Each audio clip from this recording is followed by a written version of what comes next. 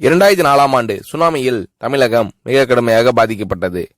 2004இல் சுனாமியில் தமிழகத்தில் மட்டும் 6065 பேர் இறந்தார்கள். 88 கிராமங்கள் நிலை குலைந்து அழிந்து போனது.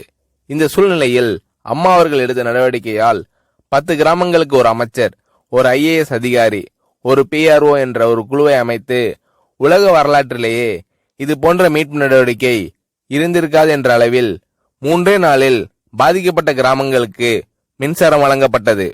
குடிநீர் வசதி செய்து தரப்பட்டது. இந்த மின்னல் வேக நடவடிக்கையால் அப்போதிருந்த இந்திய ஜனாதிபதி அப்துல் கலாம் மற்றும் அமெரிக்காவின் முன்னாள் அதிபர் கிளின்டன் ஆகியோரின் பாராட்டுகளை அம்மாவின் அரசு பெற்றது.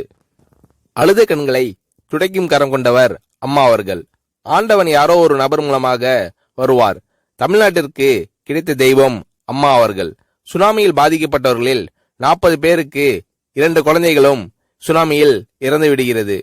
அந்த 40 பேரும் ஏற்கனவே கருத்தடை ஆபரேஷன் செய்திருக்கிறார்கள். பெற்றோர்கள் மட்டும் உயிர் பிழைத்திருக்கிறார்கள். உயிர் பிழைத்தவர்களுக்கு இனி குழந்தை கிடையாது என்ற நிலையில் அவர்களுக்கு கருணைவு ஆபரேஷன் செய்து அவர்களில் பல பேருக்கு குழந்தை பிறந்து அந்த குழந்தைகள் இன்று பள்ளிக்கு சென்று கொண்டிருக்கிறார்கள். நாகப்பட்டினத்தில் அம்மா அவர்கள் மீனவர்களை சந்தித்த போது மீனவர்கள் கதறி அழுதார்கள்.